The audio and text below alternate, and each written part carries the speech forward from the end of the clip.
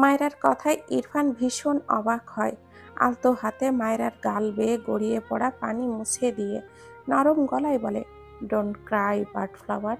তোমাকে কে কি বলেছে আমায় বলো। মায়রা কান্না মাখার চোখে চেয়ে আবেগী স্বরে ডাকে, শিশুয়ালা। মায়রার এমন ডাক যেন ইরফানের হৃদয়ে গিয়ে ধাক্কা লাগে। ইরফান মাথা নিচু করে মায়রার কপালের সাথে কপাল ঠেকিয়ে বলে, মাই বার্ড ফ্লাওয়ার, কি হয়েছে বলো, আমি সব ঠিক করে দেব। মায়েরা চোখ বুজে নেয়, নাক টেনে বলে, আমার মা ভাই আমার নিজের নয়, সত্যি বলছি। ইরফান মায়রার ঠোঁট জোড়ায় একটা চুমু খায়। এরপর মায়রার মুখের দিকে তাকিয়ে মৃদু স্বরে বলে, ইটস ওকে। বাট তাদের সাথে কথা বলছো না কেন? তারা তোমার জন্য কষ্ট পাচ্ছে? মায়রা ইরফানের দিকে চেয়ে বলে, আমি ওদের সাথে কথা বলতে চাই না। আমার পরিবারে না থাকলে আপনি আমায় মানবেন না? কি বাচ্চামি কথাবার্তা। ইরফান চোখ ছোট ছোট করে তাকিয়ে ধমকে বলে, এসব উল্টোপাল্টা কথা বললে থাপ্পড় দিয়ে সব দাঁত ফেলে দেবো, স্টুপিড। মায়রা ঝাঁকি দিয়ে ওঠে। সে বুঝতেই পারেনি ইরফান তাকে ধমকাবে। মায়রা অভিমানী চোখ জোড়ায় নামিয়ে ইরফানকে ছেড়ে দাঁড়ালো। ইরফানের সামনে থেকে সরে যেতে চাইলে ইরফান মায়রাকে তার সাথে চেপে ধরে। মায়রা নিজেকে ছাড়াতে মোছড়ামুছড়ি করে। ইরফান চোখ ছোট ছোট করে, স্টুপিড গার্ল, রাগিও নামায়। মায়রা ইরফানের দিকে চেয়ে রেগে বলে, ছাড়ুন বলছি, আমি কারোর সাথে কথা বলবো না। কথাটা বলে মাথা নিচু করে গাল ফুলিয়ে রাখে। ইরফান ডান হাত মায়রার গালে দিয়ে মৃদু স্বরে বলে, you know, you are my heart. মায়রার শরীর শিরশির করে, চোখ তুলে ইরফানের দিকে তাকায়। ইরফান মায়রার চোখের দিকে তাকিয়ে বলে, নিজের হার্টকে কেউ নিজের থেকে আলাদা করে? মায়রা তেড়া কণ্ঠে বলে, আপনার তো হার্টই নেই, আপনি তো হার্টলেস। ইরফানের চোখ মুখ কুঁচকে তাকায়। এই স্টুপিডকে সে কি বলে, আর এটা কি বোঝে? মায়রা ইরফানের মুখের এক্সপ্রেশন দেখে মনে মনে হাসে। ইরফান মায়রাকে আরেকটু শক্ত করে ধরে বলে, হার্ট আছে কি নেই এর প্রুফ দিয়ে দিব ভেরি সুন। আগে সুস্থ করে নিই তোমাকে, দেন সব বোঝাবো, স্টুপিড। মায়রা চোখ ছোট ছোট করে বলে, কিভাবে বোঝাবেন? কথাটা বলে ইরফানের বুকের বাঁ পাশে মায়রা তার ডান হাতের 2 আঙ্গুল দিয়ে খোঁচা দিয়ে বলে, এই জায়গা কেটে আপনার হাতটা দেখাতে হবে, তাহলেই আমি বুঝবো। কিন্তু এমন করলে তো আপনি বাঁচবেন না, তাহলে কিভাবে হবে? ইরফান মায়রার গলার ভাঁজে আঙ্গুল চালিয়ে বলে, আমি মারা গেলে তুমি শোক পালন করতে পারলে তোমাকে এভাবেই আমি বোঝাবো। মুহূর্তে মায়রার চোখ জোড়া ভরে ওঠে, করুণ সুরে ডাকে, শিশুয়ালা। ইরফান কেমন করে যেন তাকায় মায়রার চোখের দিকে। মেয়েটি এত আবেগ নিয়ে এই নামটি কিভাবে উচ্চারণ করে ইরফান ভেবে পায় না। ইরফান মায়রার কপালে শব্দ করে চুমু এঁকে মায়রার চোখের দিকে তাকায়, মৃদু স্বরে বলে, বার্ড ফ্লাওয়ার অ্যান্ড শিশওয়ালা একসঙ্গে চিরনিদ্রায় শায়িত হওয়ায় আরজি উপরওয়ালার কাছে। এবার ঠিক আছে? মায়রার চোখ জোড়ায় আরো খানিক বিন্দু বিন্দু পানি জমে। মাথা নেড়ে সম্মতি জানায়। লাবিব বেলকুনিতে এসে মায়রার পায়ের কাছে দাঁড়িয়ে তার ছোট ছোট 2 হাতে মায়রার পা ধরে। এরপর মাথা উঁচু করে মায়রার দিকে তাকিয়ে ডাকে, আপুই আপুই, আমাকে কোলে নাও। মায়রা লাবিবের কথা শুনে মাথা নিচু করে তাকায়। তার চোখে পড়ে। লাবিব টলমলো চোখে তার দিকে চেয়ে আসে। মায়রার কাঁদতে ইচ্ছে করলো, নিচু হতে গিয়েও হলো না। ইরফানের দিকে চেয়ে অসহায় কণ্ঠে ডাকে, শিশুয়ালা। ইরফান মায়রার গালে হাত দিয়ে বলে, ওকে কোলে নাও বার্ড ফ্লাওয়ার। মায়রা মাথা নেড়ে বলে, ওর বাবা আমায় অনেক কথা শুনিয়েছে। আমি মা আর ভাইয়ের সঙ্গে মিশলে ওর বাবা অনেক রাগ করে। ইরফান মায়রার কথা শুনে অবাক হয়। লাবিব ফুপিয়ে ওঠে, আপুই আপুই, আমাকে কোলে নাও আপুই। ইরফান মায়রাকে ছেড়ে কিছুটা ঝুঁকে বাঁ হাতে নিজেই লাবিবকে কোলে নিল। এরপর মায়রাকে ডান হাতে তার দিকে টেনে আনে। মায়রার মাথা তার বুকে জড়িয়ে নিয়ে বলে, কি হয়েছে বার্ড ফ্লাওয়ার, আমাকে বলো, নয়তো সলভ করব কি করে। লাবিব কান্না মাখা চোখে মায়রার দিকে চেয়ে আসে। মায়েরাও টলমলো চোখে লাবিবের দিকে চেয়ে আসে। মায়েরা ইরফানের বুকে মুখ লুকিয়ে ফুঁপিয়ে ওঠে। লাবিবের বাবা যে তাকে কুকুরের চেয়েও নিকৃষ্ট বলেছে, সে আবারও কি করে এদের দিকে মুখ তুলে তাকাবে সে তো পারছে না। ইরফান দ্রুত মায়রার মাথাটা উঁচু করে ধরে। মায়রার চোখ বন্ধ, বন্ধ চোখের পাতা বেয়ে জল গড়িয়ে পড়ে। ইরফান ডান হাতে মায়রার চোখের পানি মুছে দেয়, এরপর মৃদু স্বরে ডাকে, বার্ডফ্লাওয়ার। মায়রার চোখ খোলে না। ইরফান ঘাড় বাঁকিয়ে লাবিবের দিকে তাকায়। লাবিবও ঠোঁট উল্টে শব্দহীন কেঁদে দেয়। ইরফানের দিকে চেয়ে বলে, খুবিস দুলা ভাই, আপুই কুতা বলে না কিনু। ইরফান ভুরু কুঁচকে তাকায়। এক স্টুপিড আরেক স্টুপিডকে তার উল্টাপাল্টা নাম শিখিয়েছে। ইরফান এসব রেখে সামান্য ঠোঁট বাঁকিয়ে বলবে, ওয়েট। মায়রার দিকে চেয়ে গলা ঝেড়ে বলে, বার্ডফ্লাওয়ার, চোখ খোলো। মায়রা চোখ খুলল না। ইরফান আবারও ডাকে, বার্ডফ্লাওয়ার। মায়রার কোনো রেসপন্স না পেয়ে ইরফান একটু ঝুঁকে মায়রার ঠোঁট জোড়া আঁকড়ে ধরে। সাথে সাথে মায়রা চোখ বড় বড় করে তাকায়। দুই হাতে ইরফানকে ঠেলে সরাতে চায়। ইরফান ডান হাতে মায়রাকে শক্ত করে নিজের সাথে চেপে ধরে। মায়রা ছটফটায় নিজেকে ছাড়াতে, তবে পারে না। কিছুক্ষণ পর ইরফান নিজেই মায়রাকে ছেড়ে দেয়। মায়রা দ্রুত ইরফানের বুকে মুখ লুকায়। ইরফান ডান হাতের বুড়ো আঙ্গুলের সাহায্যে ঠোঁট জোড়া মুছে লাবিবের দিকে তাকালে দেখল লাবিব অবুঝ নয়নে চেয়ে আসে ইরফানের দিকে। মায়রা হঠাৎই সোজা হয়ে দুই হাতে ইরফানকে ধাক্কা দিয়ে রেগে বলে, অসভ্য লোক, আমার ভাইকে আপনার চোখে পড়ে না? ইরফান মায়রাকে কিছু বলল না, ঘাড় বাঁকিয়ে লাবিবের দিকে তাকিয়ে বলে, তোমার আপুই আমার কি হয় বলো তো? লাবিব কিছুক্ষণ চুপ থেকে বলে ওঠে, বউ। ইরফান আবারও প্রশ্ন করে, বউদের কি করতে হয়? লাবিব আবারও কিছু একটা ভেবে বলে, আদল। আমি আমার বউকে কি করেছি? লাবিব সাথে সাথে উত্তর দেয়, আদল। ইরফান ঠোঁট বাঁকায়। মায়রা চোখ বড় বড় করে তাকায়। বাঁ হাত কোমরে দিয়ে ডান হাতে লাবিবের কান টেনে বলে, এই ছানা, এসব পাকা পাকা কথা কোথা থেকে শিখেছিস? লাবিব ঠোঁট উল্টে বলে, কুবিস দুলাভাই। মায়রা ইরফানের দিকে রেগে তাকায়। ইরফান স্বাভাবিকভাবে মায়রার দিকে তাকায়। মায়রা রেগে বলে, আপনি আসলেই একটা অসভ্য লোক। ইরফান তার ডান হাতের বুড়ো আঙ্গুলের সাহায্যে মায়রার ভেজা ঠোঁট জোড়া মুছে দিয়ে মৃদু স্বরে বলে, আই নো। এইসব বাদ দাও। তোমার ভাই হাসছে, ওকে দেখো, ওকে কোলে নাও। মায়রা সাথে সাথে লাবিবের দিকে তাকায়। সত্যি লাবিব হাসছে। মায়রা আবারও ইরফানের দিকে তাকালে ইরফান মায়রার গালে হাত দিয়ে বলে, আমি সব প্রবলেম সলভ করে দিব। ও তো বাচ্চা, রাইট? ওকে কোলে নাও। মায়রা টলমলো চোখে ইরফানের দিকে তাকায়, ঠোঁট উল্টে বলে, আপনি এত ভালো কেন? ইরফান চোখ ছোট ছোট করে বলে, একটু আগেই তো বললে আমি অসভ্য। মায়রা লাবিবকে কোলে নিয়ে মুখ বাঁকিয়ে বলে, অসভ্যই আপনি? আমার ভোলা ভালা ভাইটাকে কি সব উল্টাপাল্টা শিখিয়েছেন? ইরফান কিছুই বলল না। মায়রা লাবিবের দুই গালে অগণিত চুমু খায়। লাবিব দুই হাতে মায়রার গলা জড়িয়ে ধরে খিলখিলিয়ে হাসে। ইরফান চোখ মুখ কুঁচকে তাকায়, বিরক্তি কণ্ঠে বলে, এসব রেখে ওর সাথে কথা বলো। মায়রা চোখ ছোট ছোট করে তাকায় ইরফানের দিকে।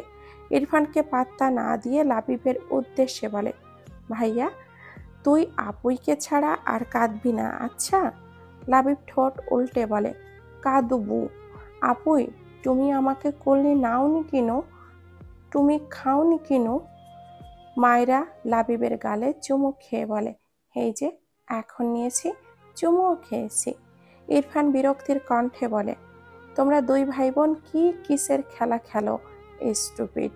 মায়রা আর লাবিব দুজনেই ইরফানের দিকে বিরক্ত চোখে তাকায়। লাবিব বিড়বিড় করে, খুবই দুলা ভাই। মায়রা ইরফানের দিকে একটু এগিয়ে গিয়ে বলে, আপনার প্রবলেম কি? আমাকে আর ভাইকে শুধুই ডিস্টার্ব করে।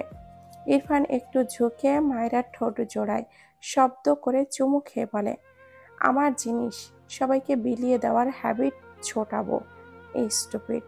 মায়েরা কিছু বলতে গেলে ইরফান মায়েরাকে চুপ করিয়ে বলে, তোমার ভাইয়ের বাবা তোমাকে কি বলেছে ফার্স্ট বলবে। মায়েরার মুখ মলিন হয়ে যায়, দৃষ্টি ঘুরিয়ে লাবিবের দিকে তাকায়। তার মা আর ভাইয়ের সাথে রক্তের সম্পর্ক না থাকলেও মায়েরা তো এদের নিজের চেয়েও বেশি কিছু ভাবে। ইরফান মায়েরার গালে হাত দিয়ে মৃদু স্বরে বলে, স্পিক আপ বাটফ্লাওয়ার। মায়েরা ইরফানের দিকে চেয়ে থেমে থেমে সবই বলে। লাবিবের বাবা তাকে সেই দিন যা যা বলেছিল সবই ইরফানকে বলে। সব শুনে ইরফান দুই হাত মুষ্টিবদ্ধ করে রাগ সংবরণ করে, বিড়বিড় করে, বাস্টার্ড, বার্ডফ্লাওয়ার সুস্থ হওয়া পর্যন্ত ওড়ে নে। মায়েরা ইরফানের দিকে চেয়ে ভারী গলায় বলে, আমার নিজের বাবা মা নেই শিশুওয়ালা। সে আমার মা জন্মের সময় মারা গিয়েছে, আর আমার বাবা কয়েক মাস পর মারা গিয়েছে। কথাটা বলতে বলতে মায়েরার চোখ থেকে পানি গড়িয়ে পড়ে। ইরফান দুই হাতের আজলায় মায়েরার মুখটা নিয়ে মায়েরার চোখের পানি মুছে দেয়, নরম সুরে বলে, ডোন্ট ক্রাই বার্ডফ্লাওয়ার, আমি সব ঠিক করে দেব, ওকে? অ্যান্ড আর কখনো বলবে না তোমার কেউ নেই, সবাই আছে তোমার। একটু থেমে আবারও বলে, তোমার ভাইয়ের বাবা ভালো মানুষ নয়, আর খারাপ মানুষদের জন্য ভালো মানুষদের মনে কষ্ট দিতে নেই। তোমার মা আর ভাইয়ের কোনো দোষ নেই, রাইট? তাহলে তাদেরকে কেন কষ্ট দিচ্ছ? মায়েরা বলতে নেয়, কিন্তু লাবিবের বাবা। ইরফান মাঝ পথে বলে, বলেছি না সব ঠিক করে দেব। সে নিজে তোমার কাছে এসে তোমার মা আর ভাইয়ের সাথে কথা বলতে বলবে। মায়েরা অবাক হয়ে বলে, কিভাবে? ইরফান মায়েরার কপালে চুমু খেয়ে বলে, এত জানতে হবে না, এসো তোমার মায়ের সাথে কথা বলবে। কথাটা বলে মায়েরার হাত ধরে বেলকুনি থেকে রুমের ভেতরে প্রবেশ করে। মায়েরার হাত ছেড়ে দিলে মায়েরা এগিয়ে যায় তার মায়ের দিকে। লাবিবকে বেডের ওপরে নামিয়ে দিয়ে মায়েরা নিজের মাকে জড়িয়ে ধরে। ইরফান কেবিন থেকে বাইরে বেরিয়ে যায়। মায়েরার মা মায়েরার পিঠে হাত বুলিয়ে ভাঙা গলায় বলে, আমাদের কাউকে একটিবার কেন বললি না মা? এরা নীরবে চোখের পানি ফেলে। বেশ কিছুক্ষণ পর তার মাকে ছেড়ে দাঁড়ায়। মায়েরার মা মায়েরার চোখের পানি মুছে দেয়। মায়েরা নাক টেনে টেনে বলে, আমার জন্য তোমার কত অশান্তি হয়, আমি না থাকলে তো সেসব আর হবে না। মায়েরার মা মায়েরার মুখে কয়েকটা চুমু খেয়ে বলে, আমার মেয়ের চেয়ে আমার কাছে ওইসব সস্তা শান্তি বড় হয়ে গেছে কখনো? ওইসব ভাবতে না করি না আমি তোকে, ওইসব আমি বুঝে নেব। তোর মায়ের ভালোবাসা চোখে পড়ে না, না মা? তুই ছাড়া তোর এই মা শূন্য বুকে কিভাবে থাকবে, একবারও ভাবিসনি কেন? মায়েরার মাথা নিচু করে ফুপিয়ে কাঁদে। মায়ের বুকে মাথা রেখে কান্না ভেজা গলায় অভিযোগ করে, তোমার স্বামী বলেছে আমি তোমার আর ভাইয়ের সাথে কথা বললে সে আমাকে মেরেই ফেলবে। বলেছে আমি নাকি তোমাদেরকে জাদু করেছি, তাই তোমরা আমাকে ভালোবাসো। বলেছে তুমি তো আমার নিজের মা নও, একদিনও পেটে ধরনি, তবে কেন তোমাকে মা ডাকি? ওইসব শুনে আমার খুব কষ্ট হয়েছে মা। সবাই কেন বলে তুমি আমার মা নও? কাঁদতে কাঁদতে বলা মায়রার কথাগুলো শুনে মায়রার মা নীরবে চোখের জল ফেললেন। রুমা নেওয়াজ বিস্ময় দৃষ্টিতে তাকিয়ে আছেন। ফারহা ইনায়ার চোখেও পানি। মায়রা তাদের চেয়ে কত ছোট, অথচ মেয়েটার জীবনে কত কষ্ট। একটা মানুষ কত কষ্ট পেলে তার বাঁচার ইচ্ছেটাই মরে যায়। মায়রা আবারও বলে, তোমার স্বামী বলেছে আমি নাকি কুকুরের চেয়েও নিকৃষ্ট। কুকুরকে তাড়িয়ে দিলেও তো তারা আর আসে না, কিন্তু আমি বারবার তোমার আর ভাইয়ের কাছে যাই। আমি তো আমার পর মা ভাইকে অনেক ভালোবাসি, সেটা কেউ কেন বোঝে না মা? ইরফান দরজার কাছে দাঁড়িয়ে মায়রার প্রতিটি আহাজারি শুনল। নির্জীব চোখে মায়রার পানে চেয়ে রইল কতক্ষণ কে জানে। তার বার্ড ফ্লাওয়ার এত দুঃখ নিয়ে হেসে খেলে বেড়াতো, সে ছাড়বে না ওই বাস্টার্ডকে। শুধু তার বার্ড ফ্লাওয়ার একবার সুস্থ হয়ে নিক, সুধে আসলে সব ফেরত দিবে। দীর্ঘশ্বাস ফেলে জায়গাটি প্রস্থান করে ইরফান। মায়রার মা মায়রার মাথা তুলে দুই হাতে মায়রার চোখ জোড়া মুছে দেয়।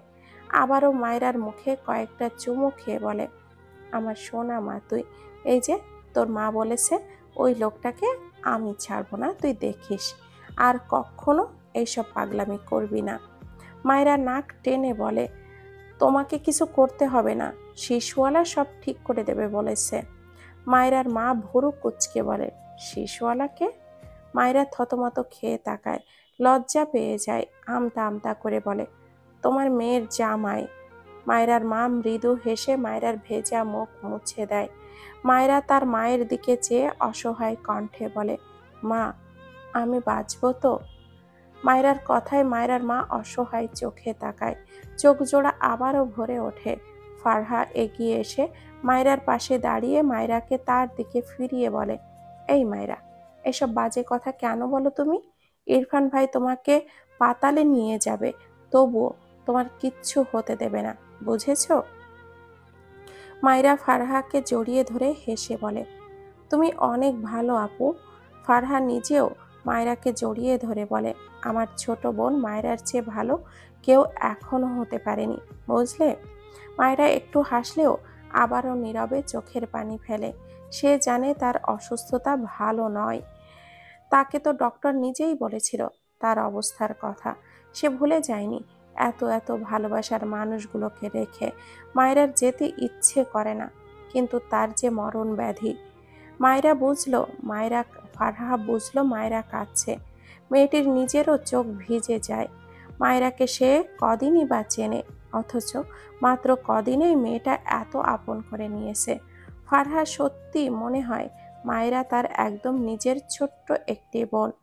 ছোট বোনেরা ঠিক যেমন চঞ্চল দুষ্টু হয়, মায়রাও তেমনই এক দুষ্টু মিষ্টি চঞ্চল মেয়ে। ইনায়া পেছন থেকে মায়রাকে জড়িয়ে ধরে কান্না মাখা গলায় বলে, এই মায়রা, আমার ভাইয়া তোকে ঠিক সুস্থ করে আনবে, বুঝেছিস? মিলিয়ে নিস। ইনায়ার কথায় মায়রা মলিন হাসে। মায়রার মা এগিয়ে গিয়ে তার ছেলেকে কোলে নিয়ে রোমা নেওয়াজের পাশে বসেন। রোমা নেওয়াজ দীর্ঘশ্বাস ফেলে মায়রার মাকে সান্ত্বনা দেয়। ইরফান তার অফিসের অ্যাসিস্ট্যান্ট রাকিবকে কল করে বলে, রাকিব, আমার ইনস্ট্যান্ট হেলিকপ্টার লাগবে, টাইম হাইলি 20 মিনিটস, আমি ঠিকানা মেইল করছি, গট ইট? রাকিব আমতা আমতা করলে ইরফান রেগে বলে, থাপ্পড় খেতে না চাইলে টাকা ঢালো আর আমার কাজ করো। ওপাশে রাকিব চুপসে গিয়ে বলে, জি স্যার। ইরফান আবারও বলে, কানাডার দুটো টিকিট বুক করে রাখো আজকের মধ্যেই। রাকিব মিনমিন করে বলে, স্যার, আজকে ফ্লাইট না পেলে? ইরফান দৃঢ় কণ্ঠে বলে, পাবে, ফাস্ট করো। কথাটা বলে কলটা কেটে দেয়। এরপর রাকিবকে এই হসপিটালের ঠিকানা পাঠায়। ফোন পকেটে রেখে দুই হাত আড়াআড়িভাবে বুকে গুজে দাঁড়ায়। দৃষ্টি অন্ধকারাচ্ছন্ন আকাশের পানে, দৃষ্টিতে প্রাণ নেই। পাশে এসে শুদ্ধ কখন দাঁড়িয়েছে ইরফানের সেই খেয়াল নেই। শুদ্ধ বেশ অনেকক্ষণ ইরফানের দিকে চেয়ে রইল। এরপর ইরফানের কাঁধে হাত রেখে ডাকে, ইরফান। ইরফান কিছুই বলল না, আকাশপানে চেয়েই লম্বা একটা দীর্ঘশ্বাস ফেলে। অনেকটা সময় পেরিয়ে গেলে ইরফান নির্জীব গলায় বলে ওঠে, হুম। শুদ্ধ মৃদু স্বরে বলে, সব ঠিক হয়ে যাবে। ইরফান কিছুই বলল না। বেশ কিছুক্ষণ পর বলে, ভার্সিটিতে নেক্সট 1 ইয়ার আমি থাকছি না। ভিসি আঙ্কেলের সাথে আমি কথা বলে নিব। তুই আঙ্কেলের সাথে একবার মিট করে নিস আমার হয়ে। শুদ্ধ মাথা নেড়ে বলে, আচ্ছা। তুই রাকিবকে হেলিকপ্টার ম্যানেজ করতে বললি কেন? ইরফান মৃদু স্বরে বলে, চট্টগ্রাম রওনা হব বার্ডফ্লাওয়ারকে নিয়ে। ইয়ামিন আঙ্কেল অনেক বড় অনকোলজিস্ট, ওনার আন্ডারে ট্রিটমেন্ট করাবো। এর জন্য 1 সেকেন্ড টাইমও ওয়েস্ট করতে চায় না। শুদ্ধ একটু ভেবে বলে, তোর ইয়ামিন আঙ্কেলও যদি মায়রাকে অপারেশন করাতে বলে? ইরফান এবার ঘাড় ঘুরিয়ে শুদ্ধের দিকে তাকায়, রেগে বলে, তোরা বারবার কেন এই এক টপিক নিয়ে কথা বলছিস? আমি নিতে পারছি না। বার্ডফ্লাওয়ারের অপারেশনে অনেক রিস্ক, ওর কিছু। ইরফানের গলা ভারী হয়ে আসে, চোখ দুটো লাল। ডান হাতের আঙ্গুলগুলো দ্বারা কপাল ঘষে নির্জীব গলায় বলে, আমায় একা ছেড়ে দে। শুদ্ধ কিছুই বলল না। ইরফান একটু পর বলে, ইয়ামিন আঙ্কেল অপারেশন করতে বলে ইনস্ট্যান্ট ওকে নিয়ে ঢাকায় ব্যাক করব, অ্যান্ড আজকেই। কানাডার ফ্লাইটে উঠব। শুদ্ধ অবাক হয়ে বলে, মায়েরার পাসপোর্ট, ভিসা? ইরফান গম্ভীর গলায় বলে, অল কমপ্লিট। শুদ্ধ আগের চেয়েও অবাক হয়ে বলে, কিভাবে? ইরফান আবারও একটা দীর্ঘশ্বাস ফেলে এরপর বলে, কানাডায় আমি পিএইচডি করতে যাওয়ার কথা ছিল, আর 1 মান্থ পর। নিজের ওপর ভরসা পাচ্ছিলাম না, কি যেন ভেবে বার্ড ফ্লাওয়ারের সব ওকে করে রেখেছিলাম। শুদ্ধ বিস্ময় চোখে তাকায় ইরফানের দিকে। সে এসবের কিছুই জানতো না। নিজের বিষয় চেপে বলে, মায়েরাকে ডিরেক্ট কানাডায় নিয়ে যাচ্ছিস না কেন? ইরফান ঢোক গিলে বলে, নিজের লোক থাকতে অন্যদের কাছে ওকে নিতে চাই না, তাই। ইয়ামিন আঙ্কেল আমার বাবার মতোই বার্ড ফ্লাওয়ারকে নিজের মেয়ে ভেবে ট্রিটমেন্ট করবে। আই এম নট শিওর সে পারবে কিনা, কজ সে আগের মতো প্রফেশনালি এইসবে অ্যাড নেই, পার্সোনাল কারণে। আমার ঠিক না লাগলে দেন কানাডা। শুদ্ধ মৃদু হেসে ইরফানের দিকে তাকিয়ে রইল। ইরফান আবারও সেই অন্ধকার আকাশের দিকে দৃষ্টি রাখে, মৃদু স্বরে বলে, বিজনেসে ফুললি ফোকাস করার সাথে সাথে কানাডায় গিয়ে ওর জন্য কিছু অ্যারেঞ্জ করেছিলাম। ওকে সারপ্রাইজ দিতে চেয়েছিলাম, বাট আমি কানাডা গিয়ে নিজেই সারপ্রাইজড হয়ে গেলাম। ইরফানের কণ্ঠে কোনো প্রাণ নেই।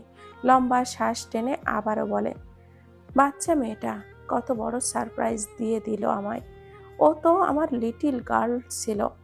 ইরফানের কথায় যেন হাজারো আক্ষেপ, দুঃখ, কষ্ট চুয়ে চুয়ে পড়ছে।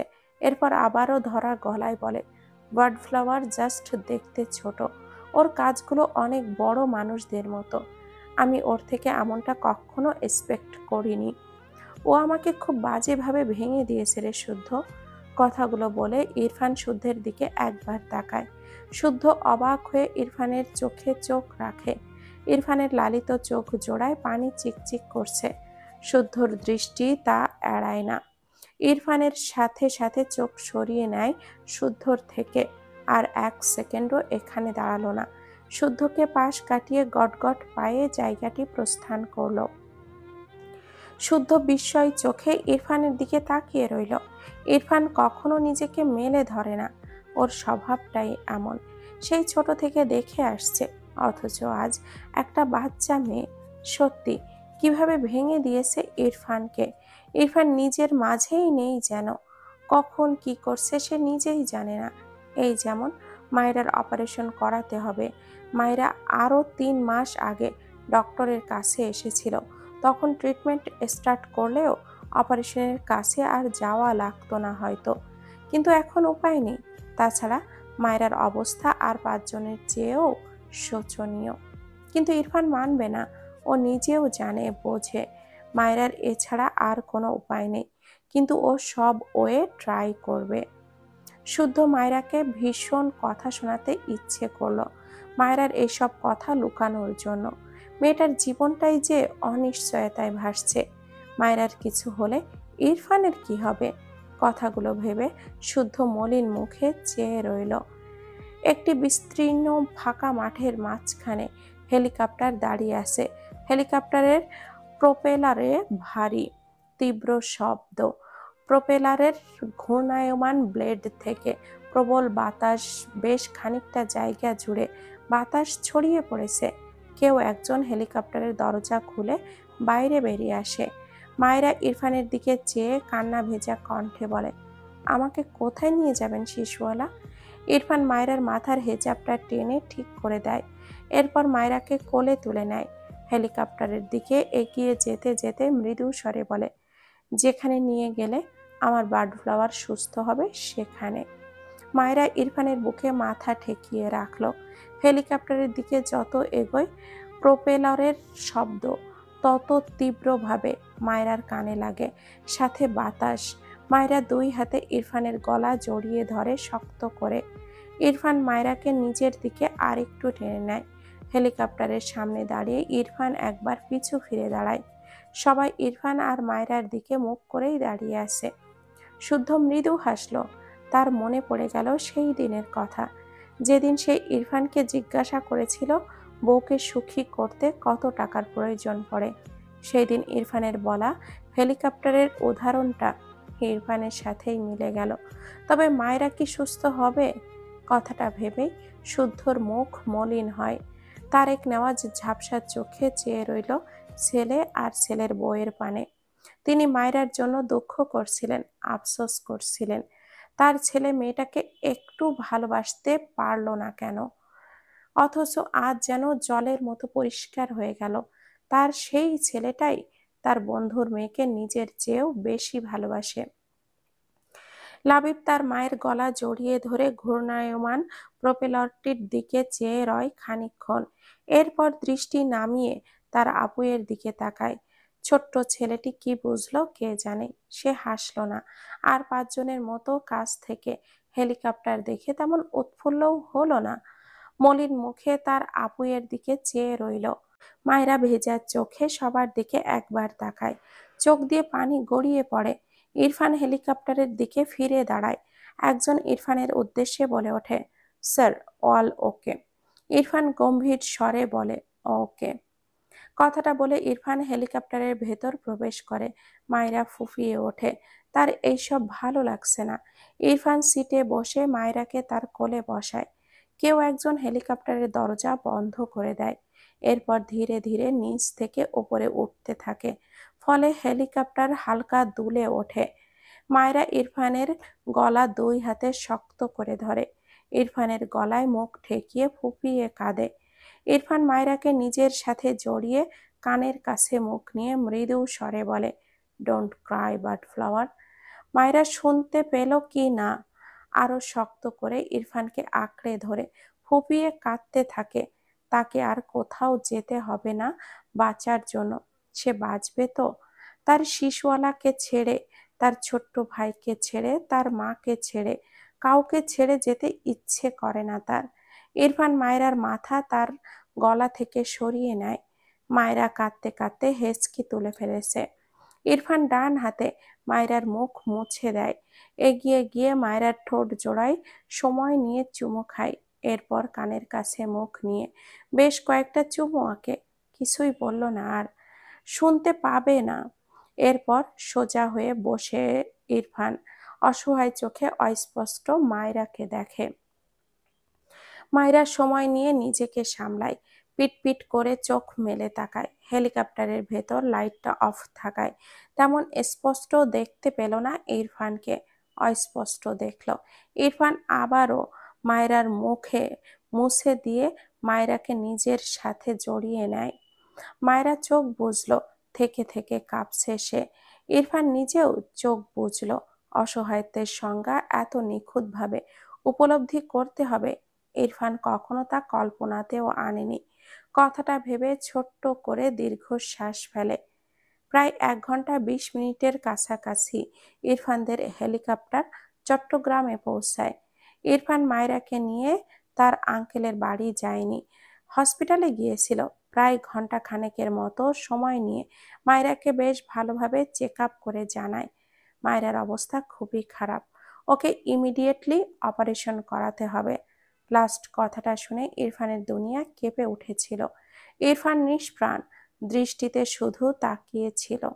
সে যেন তার প্রাণহীন দেহ বয়ে বেড়াচ্ছে। এরপর মায়রাকে নিয়ে সেখান থেকে বেরিয়ে আসে ঢাকার উদ্দেশ্যে, আবারও রওনা হবে বলে। আবারও প্রায় 1 ঘন্টার কিছুটা বেশি সময় নিয়ে ইরফান মায়রাকে নিজে নিয়ে ঢাকায় ব্যাক করে। ঘড়িতে তখন রাত প্রায় 10টা 30। ইরফান মায়রাকে কোলে নিয়েই নেমে দাঁড়ায় হেলিকপ্টারের থেকে। মায়রাকে নিয়ে হেলিকপ্টার থেকে অনেকটা দূরে এগিয়ে গিয়ে দাঁড়ায় ইরফান। আশপাশটা একদম ফাঁকা দেখে ইরফান মায়রাকে কোল থেকে নামিয়ে দেয়।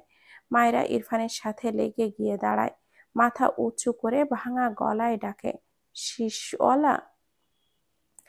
ইরফান মায়রার দিকে চেয়ে রইল।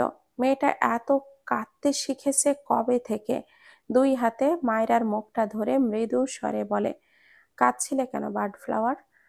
মায়রার আবারও চোখ ভিজে যায়। সে ডক্টরের কথা কথা শুনে নিয়েছিল, তাকে অপারেশন করাতেই হবে, আর অপারেশন করালে সে মরে যাবে। তার অবস্থা একদমই ভালো নয়। মায়রার চোখ থেকে পানি গড়িয়ে পড়ে। কান্না ভেজা কণ্ঠে বলে, শিশুওয়ালা, আপনি আমাকে ভালোবাসেন? ইরফান মায়রার কথাটা শুনে সূক্ষ্ম হাসে, তবে মুখে তীব্র ব্যথার ছাপ। মায়রার কপালে শব্দ করে একটা চুমু এঁকে ফিসফিসিয়ে বলে, শুনবে? মায়রা চোখের পাতা ফেলে ইরফানের দিকে চেয়ে থাকে। ইরফান দুই হাতের আঁজলায় মায়রার মুখটা নিয়ে মায়রার চোখের দিকে তাকিয়ে গায়, আমি তোমাকে অনেক ভালোবাসি প্রিয়। কসম চাও নিয়ে নাও, খোদারই কসম। অনেক ভালোবাসি তোমাকে। আমার গজলে তোমার হাসি, তোমার ছাড়া এখন না আমি বাঁচি। তোমায় আমি চাইব, তোমায় আমি চাইব, যতক্ষণ আছে দম। একটুকু গেয়ে থেমে যায় ইরফান। তার গলায় কিছু বেঁধেছে মনে হলো। মায়রা ইরফানকে গায়ের জোরে ধাক্কা দেয়। ইরফান এক পা পিছিয়ে যায়। মায়রা নিজেও দুই পা পিছিয়ে যায়। কাঁদতে কাঁদতে মাঠের মাঝে বসে পড়ে। দুই হাতের মাঝে মুখ লুকিয়ে জড়িয়ে যাওয়া কণ্ঠে বলে, আমি শুনে নিয়েছি শিশুওয়ালা, আমি বাঁচব না। আমি মরে যাব বলে আপনারা এখন এত ভালোবাসা দেখাচ্ছেন। এসব আমার চাই না। এত ভালোবাসা দেখিয়ে আমায় দুনিয়া লোভী করে দিতে চাইছেন? আপনারা সবাই স্বার্থপর। আমি আমার শ্যামা মায়ের কাছেই যেতে চাই। আপনারা আবার আমায় অবহেলা করুন। আমি হাসি মুখে চলে যেতে চাই। আমার কাঁদতে ভীষণ কষ্ট হয়। আমি কেঁদে কেঁদে মরতে চাই না। আমি ভালোবাসা চাই না। কথাগুলো বলতে বলতে হেঁচকি তুলে কাঁদে মায়রা। ইরফানের দম আটকে আসছে বোধহয়। চোখ দুটো ভরে গিয়েছে।